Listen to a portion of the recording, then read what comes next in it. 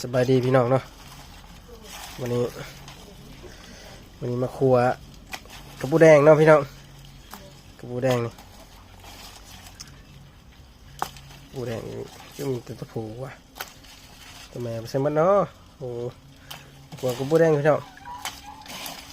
ครัวกระปูแดงน้ำแรงเลยประจักวิธีเห็ดเนี่ยนะนี่กระปูแดงพี่น้องแบบยั่วๆแบบนี้เลยเนาะพี่น้องแบบสดๆแล้วเนาะว่าแบบบ้านๆครับพี่น้องเอ้ยว่าแบบสดๆบ้านๆครับ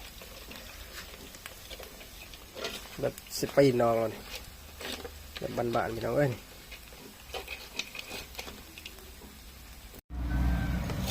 น้องพี่น้องว่าแบบบ้านๆครับใช่มาบ้านๆธรรมชาติ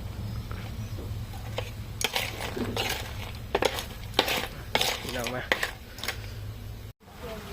บ้านๆนะครับพี่น้องเอ้ยแบบแซ่บๆพี่น้องเลย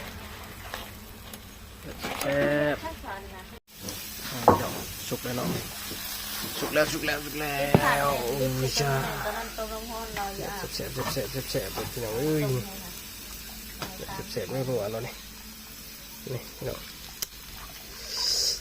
อุ้ยนี่แซ่บอุ้ยจ้า